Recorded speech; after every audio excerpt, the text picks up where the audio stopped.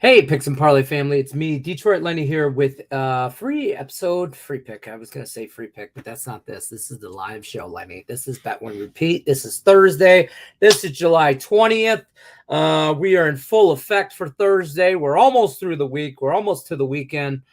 I can feel it. Tastes like good decisions. Not really. But I'm just saying. I'm Detroit Lane, like I said, Bet Room Repeat. I want to remind everybody to like, share, subscribe, ring that bell for notifications. We're here Monday through Friday. 1 o'clock Eastern is when we're here. And we're going to talk a little NFL today, CFL, and we're going to talk probably a little MLB, considering it's already in full swing today and there's a couple games going on. First, though, I got to tell you guys, give you a little update on the contest page updates. If you're looking for contests, you got to go over to Facebook, facebook.com/group/picks and parlay contest. We got the weekly contest started on Monday, and it's been a bad week, folks. I was out on Tuesday. Let's just say that. There's 4 people left in the race. It was like over 60 people joined for $100. And Dave Tokarski, Sean Austin, Troy Akers, and Anthony Scavo. Those are the only 4 left. So good luck to them. They're in it. The monthly contest is also in full effect. That's a $250 grand prize. Second place pays out some money, and third place as well. Don't ask me what they are. It's posted. I don't remember. That starts every month on the first of the month. 2 picks a day. Everything's like minus 130 or better. No pushes. Pushes don't win you shit, just like in real life. You either win or you don't. So that's that as well. But other than that, that's really about it. It's a light day today here. So we're going to bring in our guest here. We got Jesse Schewel dropping in from the lagoon in the background. And then we have Terry Edelman coming from some serial killer's basement, probably. I don't know. How we doing, gentlemen? How's it going? What's happening? We got any kind of... It's been a rough few days, Lenny, but it could be worse. I mean, at least I'm not a Blue Jays fan. That's fair. Whoa, it could be worse. Could be a Viking fan too. So Terry's like, what the hell? Hey, Blue Jays are in a playoff spot. Vikings will be in a playoff spot. My teams know how to make the playoffs. They just don't know how to do anything once they make it there. So that's fair. I got a question for you, Terry. Have you watched, or either of you actually, that quarterback series on Netflix? No, I've heard so much about it and how everyone loves Kirk Cousins after watching it. So. Yeah, there's only like 8 episodes. It's like a little mini series, whatever type thing. They follow Patrick Mahomes, Marcus Mariota, and Kirk Cousins around. Like it's through all of last year's season. So they just follow them around the whole season. Why Marcus Mariota? I think they kind of needed the new guy. Mm-hmm. Patrick Mahomes is obviously the face of the NFL. He's won stuff. Then you got the veteran guy with Kirk Cousins, who's done everything but win. And then you got Marcus Mariota, who comes across as the really good backup quarterback that you want on your team. I'm a big fan of Mariota. I was a Ducks fan. I did bet on him to win the Heisman the year that he won the Heisman. So, he's made me some money in the past. But I'm just wondering, at the time of filming, did you even know that he was going to be the starter? I mean, his status is up in the air week to week, right? Yeah, they start to show off like that, and it's really good. It's interesting. I've only watched 2 episodes, and here's what I got out of it. He's born and raised in Hawaii. He's Polynesian, all that. He grew up playing in Oregon. So the Northwest, but now he's in like Atlanta, and he don't look like he wants to play football. Like he gives off that vibe like he's kind of checked out, on a 1-year deal. Now he's not in Atlanta this year, so I mean, he looks like he's kind of mentally checked out. Kirk Cousins is the guy you see at Target when you go to Target or Sam's Club. He legitimately is that guy. You wouldn't know if he was a science teacher or an NFL quarterback. I don't want to spoil it, but he reads like a note from his dad, like in Pee Wee Football League, and it tells him to be a bigger vocal leader. He's a leader, but he's not vocal enough. And I think that's true today. I think he's a leader, and I think he's talented, but I don't think he's enough. He could be more vocal as a leader. And the third thing I learned is Patrick Mahomes is a douchebag. It's not just his wife. You needed a documentary to tell you. And no, I'll tell you a bigger take on Patrick Mahomes. He's a baseball player playing football. Legit. He's the son of a pro athlete too, right? So sort of silver spoon. Everything's been, he's had a different path. He's, right. He's been afforded the luxuries of being arrogant his whole life, I think. So yeah, I didn't need a documentary to tell me that Patrick Mahomes I just don't, is a bit of a D-bag. I have more respect after 2 episodes for his talent than I do anything, because the way he trains in the off season and during the season is for baseball. Like the training stuff that he does is baseball related. Like I'm doing this, like you guys can see me, but hip movement and stuff like that. That's where those sidearm slanging stuff comes from. But he screams douche. Don't get me wrong. If he was a Lion, I would already be building a statue for him. But I'm just saying he's not, But I recommend I think Kirk Cousins gets too much negative publicity. There's a lot of people that just love hating Kirk Cousins because of his faith and his takes on politics, rubs people the wrong way. But, at the end of the day, he comes out every year. He throws for a ton of yards and a ton of touchdowns. It's not like, you put somebody else on that team and see where the Vikings go. I do think he's, he's a Michigan State guy, so, I automatically like him for that. But the dude's football smart. Like you want him to play quarterback. He's a competitor. More of a leader. He's not a vocal leader. Like he's not. You can tell he's that nerdy kid that when he does something really well and he gets so excited and he's like, you like that? You like that? He's that kid that they let him play football and then they turned out he was good. And then that's how it was. I mean, he had to fight for his starting job in college. He had to fight for it in Washington. He got all that money to come to Minnesota and he's done well, but in a bad division. That shit's over now, Kurt. You had your time. It's Jared Goff's time. Terry. Talk to me about baseball, though. Crystal's mad at us. Crystal comes in. She goes, how do I get in here and enter the chat to get gut shots of the Blue Jays? Big Blue Jays fan, Crystal is. It's okay. They're playing like crap this series. They deserve to get kicked in the chops. Hey, it's a true story. I'm happy with the position the Jays are in right now. Really? First. In a wild card spot. The Yankees are falling. Like the Yankees, Boston is losing now too. Mm-hmm. Really, everyone's losing in the American League right now. Yeah. Currently, today, we have 3 games that have already started. Real quick update on those as soon as I refresh, because apparently I don't. Everybody's 0-0. Braves, Diamondbacks, top of the 4th, 0-0. Brewers, Phillies, 0-0, top of the 3rd. They have 2 men on, though. Giants, Reds, 0-0, top of the 3rd. Padres, Jays just got started. They're still in the 1st. So, early baseball today. I almost did a parlay party show, but I didn't do it. Talk to me about baseball. What do you guys like today? Don't like? Anything? Myself, I'm a little gun shy. I had a rough day yesterday. I only had 1 game, mind you, but it was an ugly loser. I had Boston at Oakland. I was pretty shocked with a lot of results yesterday. Cleveland blowing a lead in Pittsburgh. There was a few games where the bullpens blew it for the teams that I would have been on. Seattle losing, Castillo losing to the Twins. We're just out of the All-Star break, and I think we're treading on dangerous territory right now. I'm kind of just dipping my feet in the water, trying not to go into the deep end for another. Maybe this weekend I'll go into the deep end, but I'm a little cautious right now. Terry, how's all after All-Star second half of baseball been treating you? I guess not good. not Yeah, I great don't as think well. anybody's Things have just been kind of weird. Cleveland, 11-0 the first game, 10-1 the second game. They had the pitching advantage with Savali.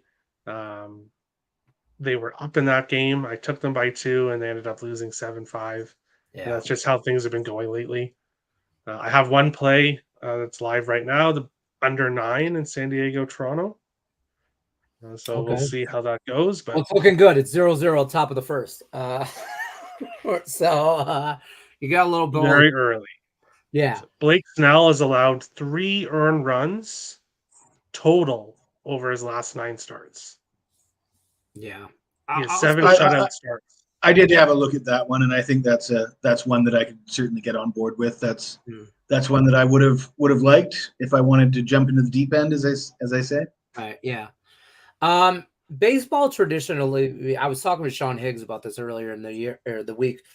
Baseball traditionally for me has always been bad right after the All-Star break. And I try my damnedest to just tread lightly. Like I say at the beginning of every season, NFL season, every season, tread lightly. Like test the water before you just dive in and know if it's 10 feet deep or a foot. You know what I mean? Like test it. And I do that for like Monday and Tuesday or like, a couple days. And then in the deep end I went yesterday, and Lenny, let me tell you a story. Looking for a life jacket now. Let's put it that way. Let me tell you a story, Lenny. I am brimming with confidence for the second half of the baseball season, and let me tell you why. So I've had 5 summers in a row where I've won big, like over 60%, a total of almost 80,000 units over the last 5 years in the summer. And let's face it, the last 6 weeks, which is the first half of summer, I've been below average, not great. So I was a little concerned about that. So I decided to go over my numbers and see exactly how bad I have been for the last 6 weeks. And from June 1st to July 17th, my record was 58-52, which for a loss of units, a few units. And so I looked at my records in 2022 because I won big throughout the summer in 2022. The same dates, June 1st to July 17th. Guess what my record was, Lenny? 58-53, the exact same, one game off. The units were like $30 off. So at my records right now, even though they've been bad for the last 6 weeks, they're exactly the same as they were last year. I had a killer year last year, especially for the second half. So I'm feeling good. I feel like history repeats itself, destiny, all that stuff. I mean, like I'm doing bad for like month to date. So but at that being said, I'm down 6 units. So, I mean, it's not horrible, but I don't like the negative.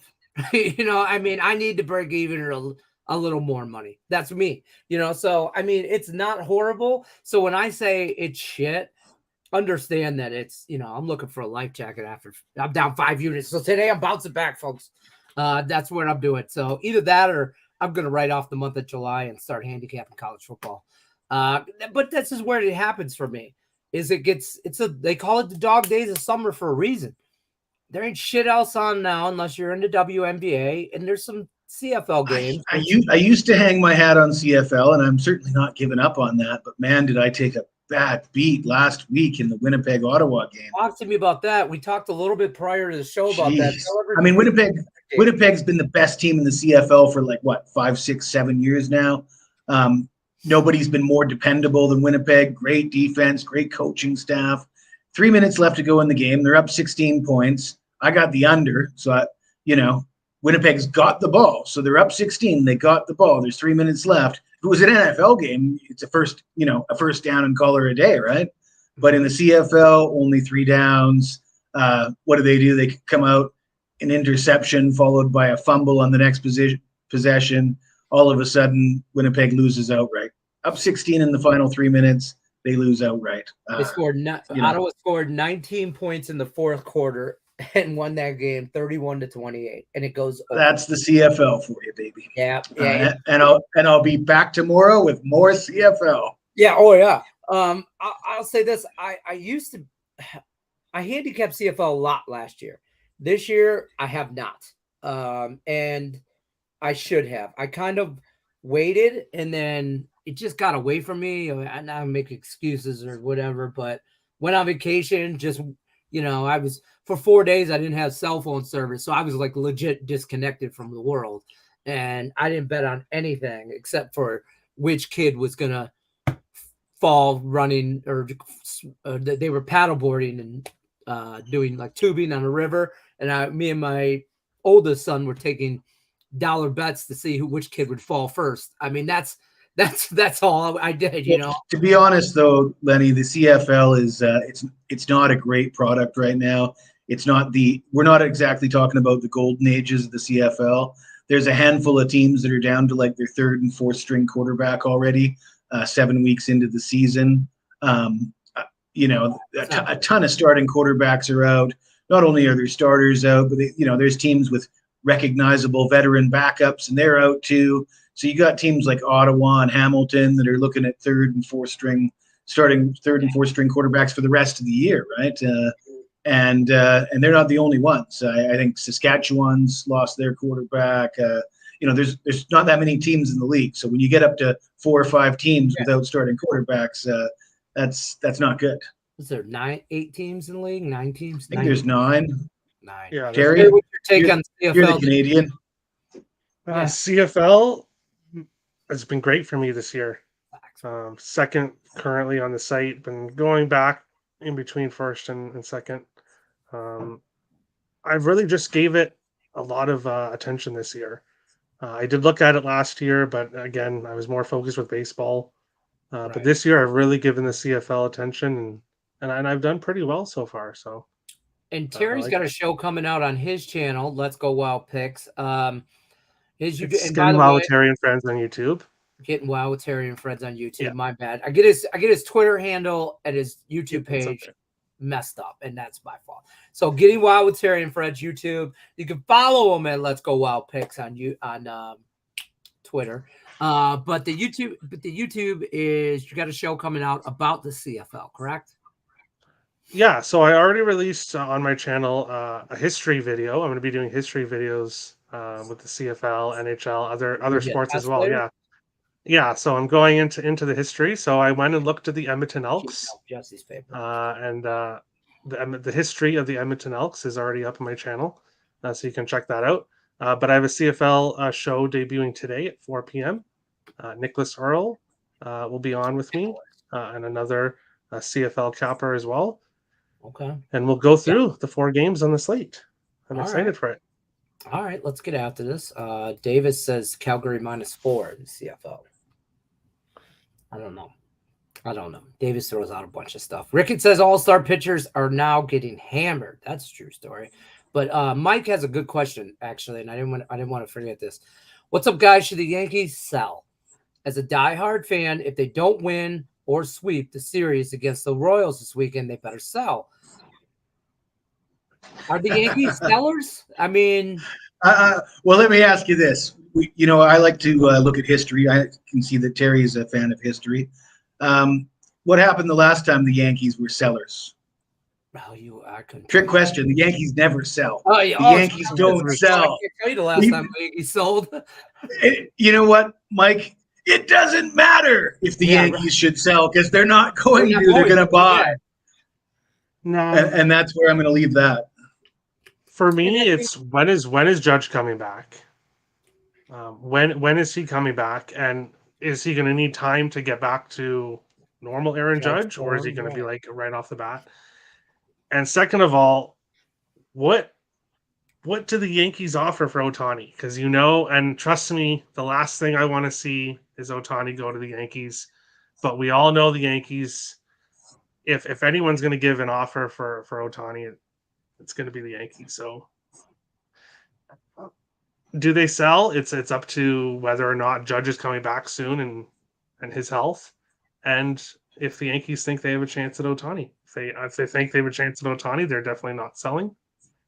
But listen. They either buy high, like an Ohtani, or they don't do anything. And as a Yankee, if you were a Yankee fan, doing nothing is better than doing anything sometimes. So like just sometimes it's just better to sit still. Just chalk this year up. And I mean the Boston Celtics or the Boston Red Sox are doing that. I think they have mentally checked out for the year. I think they finish in the actual last place. I think the Yankees have a better second half of the year, but they don't make a wild card or anything like that. I don't think they make the playoffs. I'll say it. I don't think the Yankees make the playoffs. I also don't think the Blue Jays make the playoffs either. And if they do, it's in a wild card position and they're bounced first round. I'm not high on the Blue Jays, Terry, and I'm not saying it just to say it. I'm not high on them for this division. I'm really high on the Orioles. I think they win the division. I think they stay atop. But that's my 2 cents. What do I know? Rickett says Seattle has been clearing cap for something since Ohtani has come into the league. Ichiro did well there. Man, I don't know if they'll trade him in the division. I mean, I could see it, but I personally think he goes to like the Dodgers. I think the Dodgers make a big splash and do Dodger type shit, which is just the West Coast Yankees. Let's call it when they are. They're the West Coast Yankees.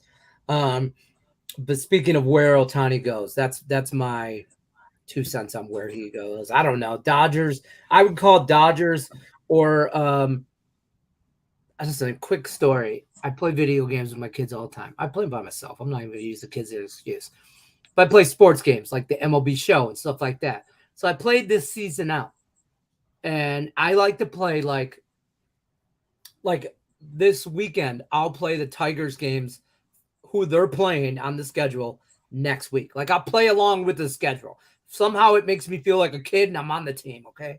Just go with it. Currently right now, I'm a catcher for the Pittsburgh Pirates and I'm all-star. Let me just tell you right now, I'm a second year, okay? But in 2024, Shohei Ohtani in that baseball game is simulated to the next season is a Kansas City Royal. Not happening. Not happening. No. Right? Never gonna happen. It's not happening. Never ever.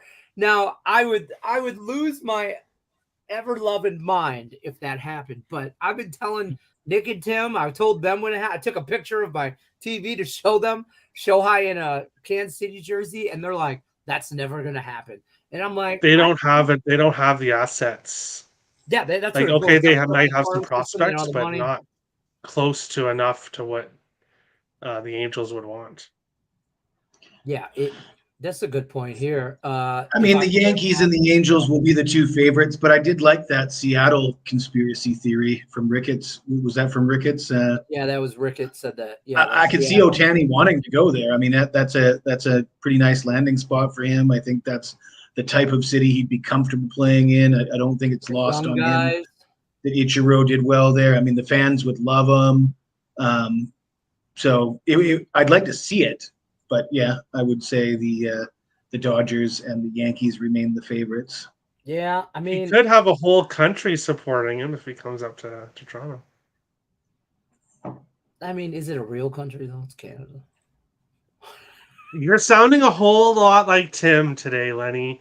You're talking about Baltimore. Well, Tim has good hair. Okay, next year you're going to be talking about how bad the Braves are.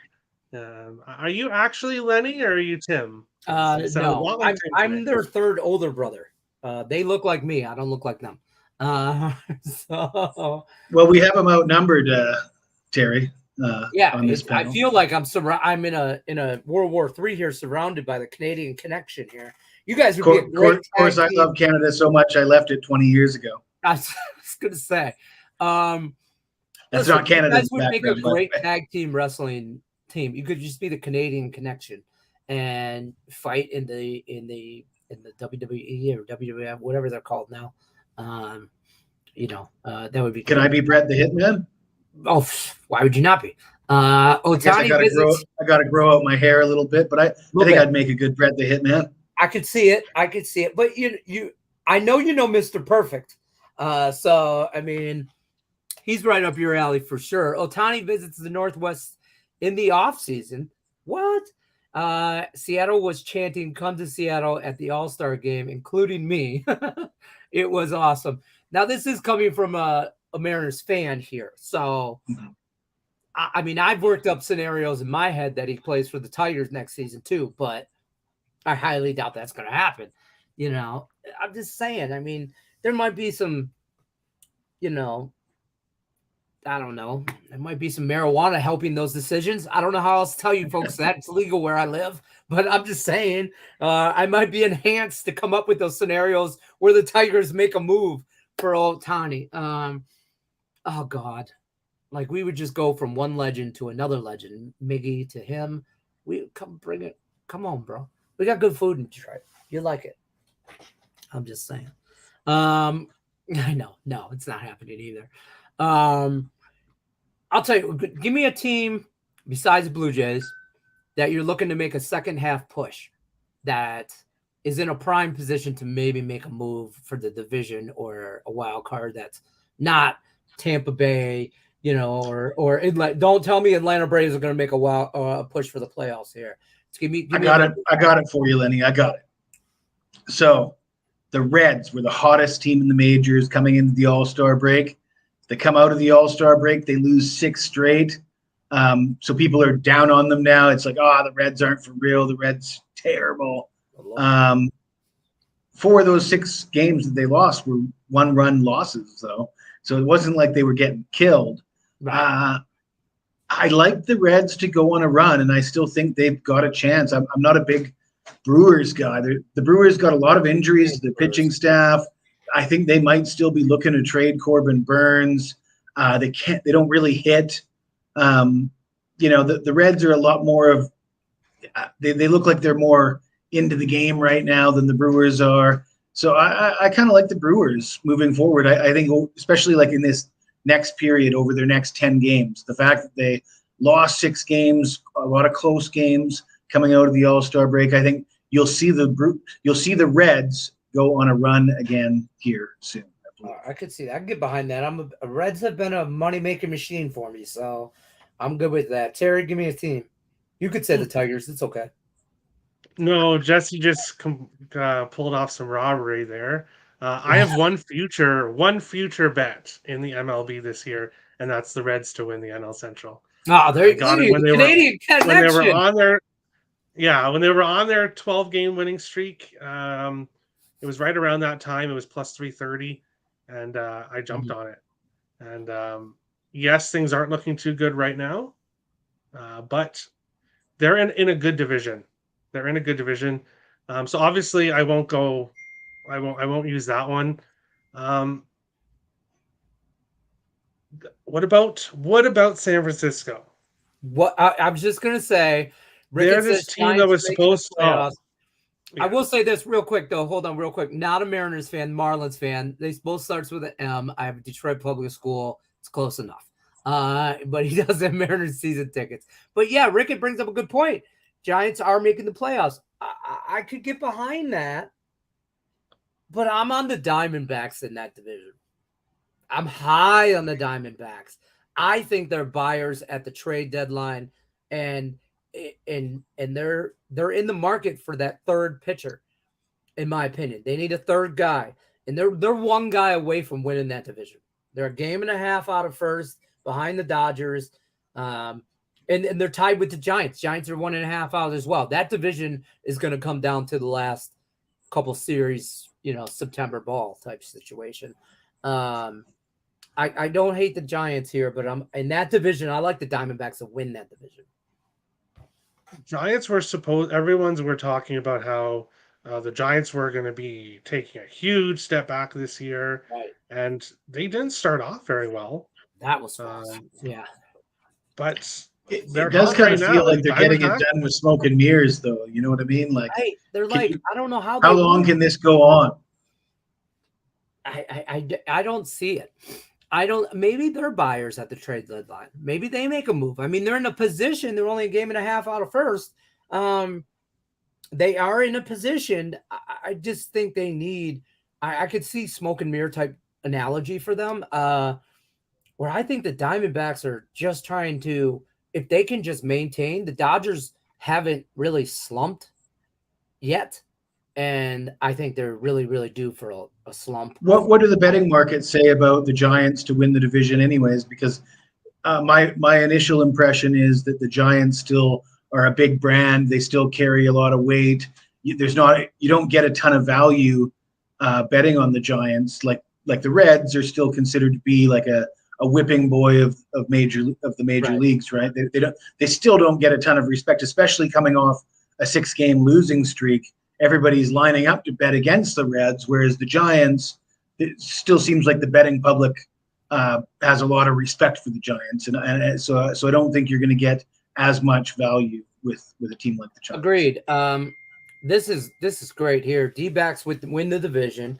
Don't be shocked to see them trade the farm and cash to rent Ohtani for this year. That's the thing, is they can't afford him forever, so they would legit be renting him for the rest of this year. Maybe make a run and try and talk him into staying for the World Series type shit. Giants are just quietly hanging around. Right. You know what it is? The Giants beat the teams they should beat, and they're in games they shouldn't be in.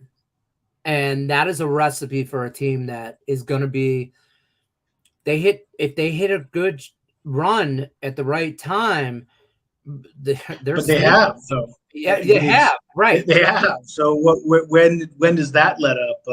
Can that just go on for the rest of the year? I'm not sure. Like, yeah, how long does that last? Another division that is just a race, in my opinion, is the Texas Rangers.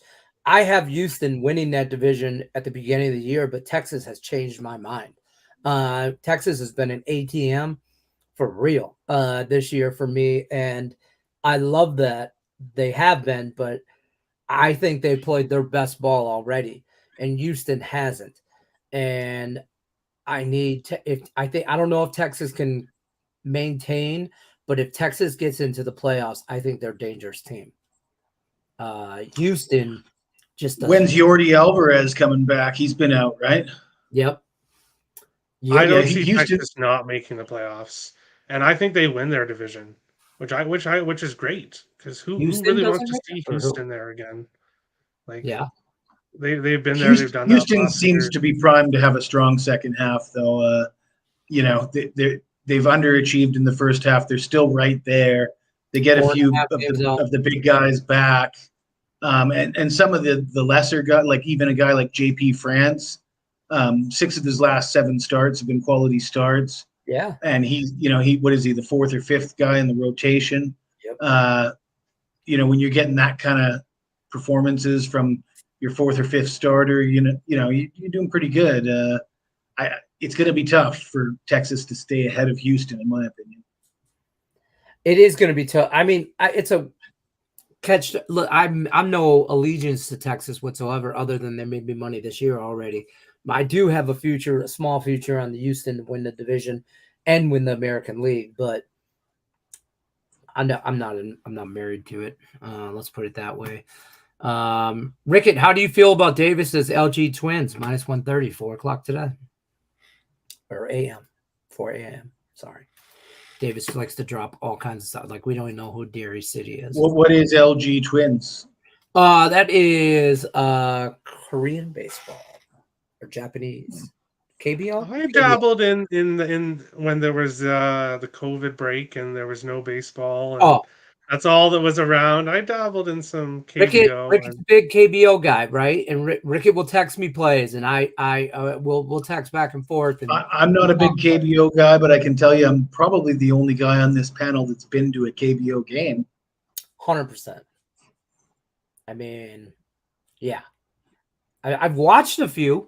I will say that. I've never even had watched some money on them during COVID. Yeah, there's some Russian table tennis that Allie Burns had me betting on. But she was good at it, and hats off. Like, I mean, I don't know what the handicapping had to do with their last name, and I don't know, but it worked for her, and I made some money on that and some KBO as well. So I'll take whatever I get. Listen, if you know your angle, know your angle. I have a future on the KBO for LG Twins to win the league at plus 550. There you go. Yeah, so get after it. Give us a free pick for later on today, boys. Anything, something. White Sox. I'll go with Seattle to finish the series with a split. I had them yesterday. I thought Castillo would get it done, and now we got Kirby on the mound for the Mariners. Pablo Lopez going for the Twins. Lopez is impressive. He's better at home than on the road, though. And the Twins, they've been good lately, but this is a team that strikes out a lot. I'll take Seattle in Game 4 of this series to tie the series at 2-2. Okay. Terry? I'm staying away from MLB except for my under here in the Blue Jays game. But I will give out 2 props for CFL. It is very hard to find player props in the CFL. It's very limited. Yeah. But if you do have access to player props, I got 2 for tonight. Dalton Schoen, who plays for the Winnipeg Blue Bombers, over 68.5 receiving yards.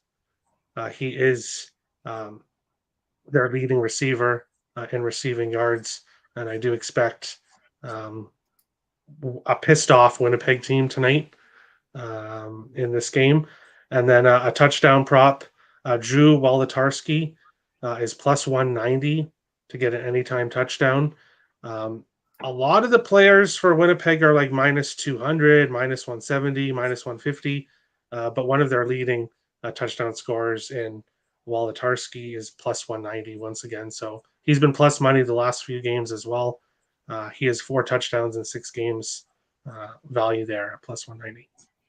I get a lot of my player props for the CFL and FanDuel. No, listen, I'm not sponsored by FanDuel. I'm just throwing it out there. If you don't, that's one of the few books. Yeah, it's one of the I will just say, if you're looking for CFL player props, FanDuel's got a few, and they're not many. DraftKings as well. Yeah, DraftKings. They're more player prop stuff. I like Winnipeg.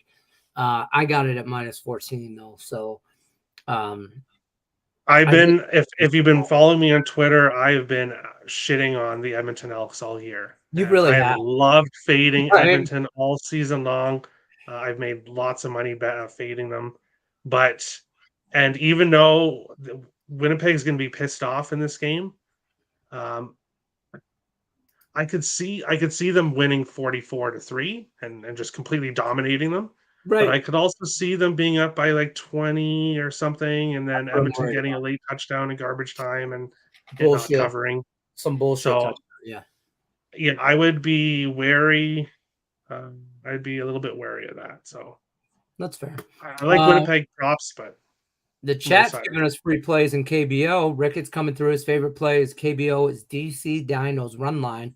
His boy Fetty is on the mound, 12-2 with a 1.7 ERA. On the season. All right. Isn't his name? Is that Anthony Fetty? Eric, I think, from Washington. I was going to say, is that? Or maybe he was a gas can for the Nationals, I believe. Maybe. He definitely didn't have a 12-2 record with the 1.7. He didn't have anywhere near this kind of record for the MLB. No, I think he had like a 7 ERA. Yeah. He was certainly on. He's been on my fade list. That boy, he's been on my fade list. Well, there you go. You got a little KBL action. You got some CFL action. You got some MLB action. Get on it. I'll tell you what. My favorite MLB play today is coming up, and I'm on the Orioles money line plus money right there.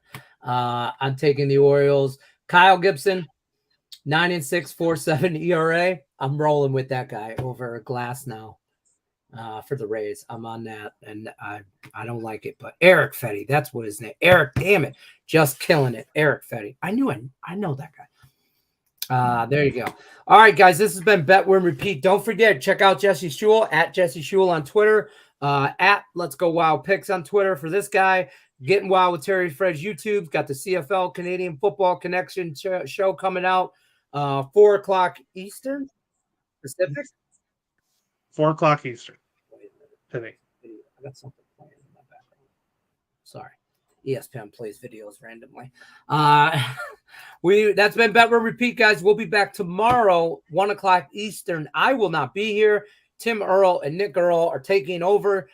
God bless us all. Hopefully the show will be around on Monday and they don't burn anything down. I'm Detroit Lady Picks and Parlays. Jesse Shule, Terry Edelman, Canadian Connection, out.